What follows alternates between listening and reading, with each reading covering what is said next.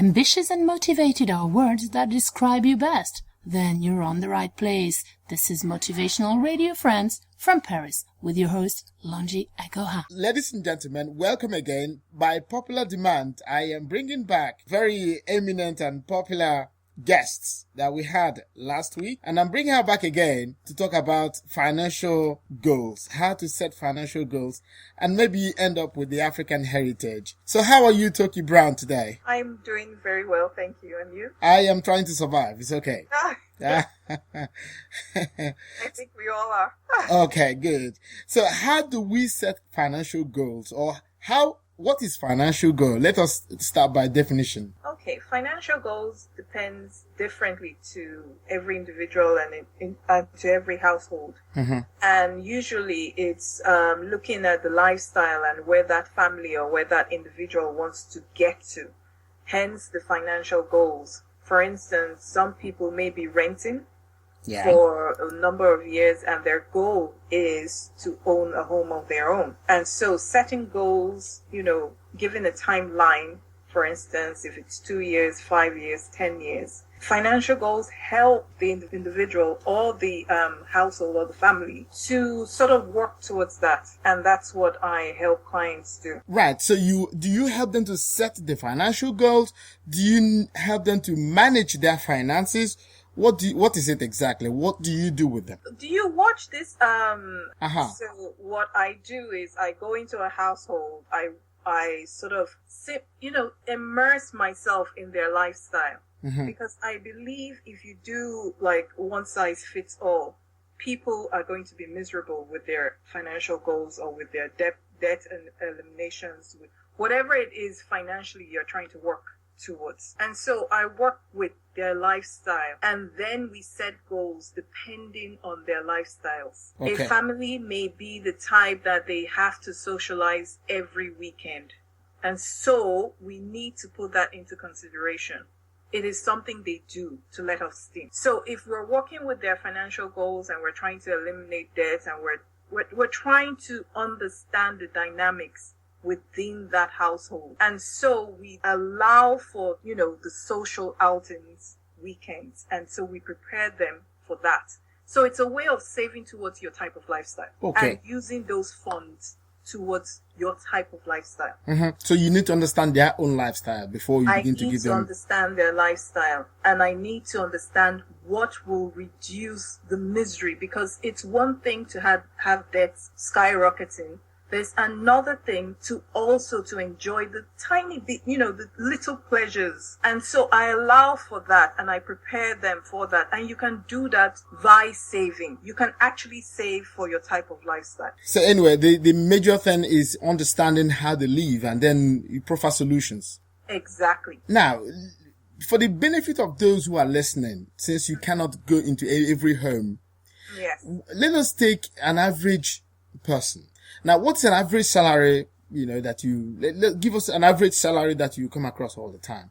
Okay. So, for instance, I will take single parents because most of my clients are single parents. Okay. And usually they're on benefits, they're on some on rental accommodations, some working towards owning their own home. Some get maintenance because of the kids they have. Some do, part-time jobs. So what I do is I take in all income streams, everything that comes into the household. And I would just pick a figure now at the top of my head. For instance, maybe 2,000 euros comes in a month. Okay. So I need to know how frequent this money is. Does it come in weekly? Does it come in on certain days during the week? Does it come in bi-weekly?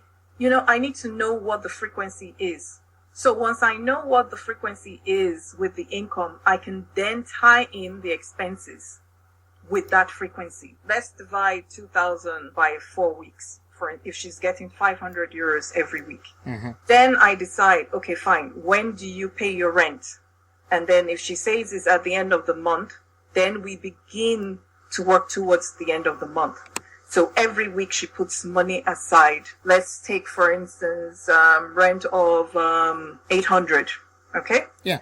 And she puts money aside every week until she gets to her 800 euros at the end of the month. And automatically rent goes at the end of the month.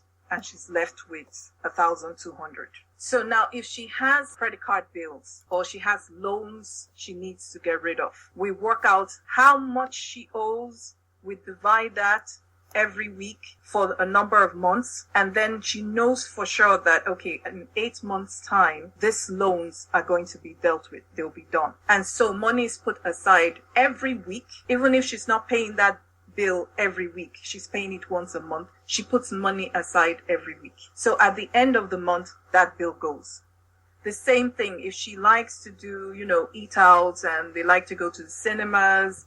So we work on maybe twice a month. And so every week, money goes into that account for going out. But she only goes twice a month. So in actual fact, there's money left over. She's not using all that money. And every month, money goes into the same account, regardless of if she goes out or not. So it's another form of saving for something without using all that money. And so it goes on and on. And in a year's time, if you haven't gone out, as frequently every month, there will be change left over. Mm-hmm. Do you understand? I understand that. Okay. And the same goes with, feeding. So we work with a meal plan. What sort of things do you guys like to eat? And then we work towards that. And then you shop according to your meal plan.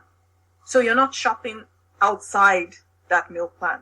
And you can change your meal plan every week. So it's not boring. And then we cut out the eating out, the ordering of pizzas, because this is where money leaks. Mm-hmm. And the unnecessary going out and just shopping on a whim. That is where leaks come in. And so you see, you can trace where the money goes. But the problem is a lot of people are not consistent. And when you're not consistent, you don't know what happens in between all this planning. And so that's why I hold hands till, for the whole 12 months until people are used to it. Because once you have a system in place and you see that it works, you follow that system. But usually people like to be sort of policed because of the consistency of things.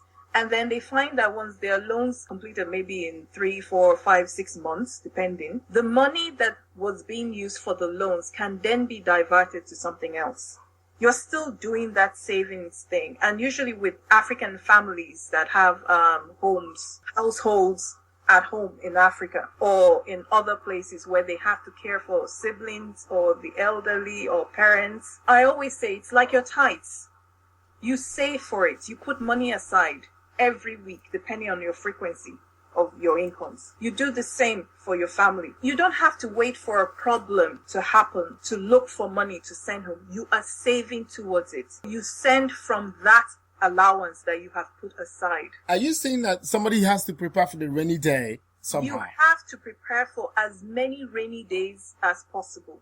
Even if it's 5 euros, it is something. It builds up. Over time, it builds up. So it's like, those ayo. Do you know those things they play in the villages? Those ayo that you put seeds. Right.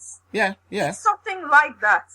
You put your seeds in your different envelopes for your different expenses. The more you put that seed, over time, it grows. And so when you label that envelope and say, okay, this is what I go through monthly, and you label that, whatever happens according to those envelopes, all you have to do is open that envelope that has that name written. And what most of the single parents find is that all of a sudden they have this amount of money, because you don't go eating out so if you are saving for it, you find cash. And so you can utilize that towards any goal you have put, for the next 2, 3, 4, 5 years. So it's cash that is sitting to be used, but it's not being mismanaged. It's like when we do window shopping, we have no plan of buying anything. And I think the biggest problems we have are sales. The moment we hear sales, all we're thinking is, oh, it's cheap. It's time to buy. No, it's not cheap. It's not time to buy, because you're using money that you could use for something tangible and you spend it at that sale. It's something you've not planned for, except if it's under your clothing budget that you've been saving for. Then you go towards your clothing budget. You take that envelope and then you buy your sales from that because you've planned for it. And now you've seen sales and you have saved for it. So you use that. But one family differs from another. Some people would love to shop, some don't. Some people have other little things that trips them or gives them that joy. That joy. So I say save for it. If you love shoes, save for them. You can buy as many as you want as long as you save for them. And that takes you away from credit cards because you're paying interest on credit cards. So you're actually using the money you are saving. Wow. This is something, everything you're saying here is so fantastic. But the thing I catch up here is that you have to be disciplined to do this. Absolutely. It takes a lot of discipline. And when there's a shortfall, like for instance, of course we're humans, we're going to have that splash one day. But the thing is, if you've been saving over time and you have your envelopes of cash here, they're in different places, you can fall back and say, okay, yes, I did this. How do I rearrange myself? And then you can take from, all the other envelopes to sort of balance out. So the problem because that's what we do with credit cards. It's the same idea, except we pay more by using credit cards. Mm-hmm. If it's your money that you have physically, you're not paying interest on it. It's not a bill. It's something you're saving for. It does the same work as a credit card, except it's yours. You're not paying for it. You're not paying extra for it. It's the same logic, but it's not using the credit card logic. To have Longi Agahun speak at any of your organization's activities, churches, schools, companies, or any other platform, please call 081 0476 1930 or +33 6 0920 1972. Alternatively, or log on to www.agahunlongi.com. Thank you.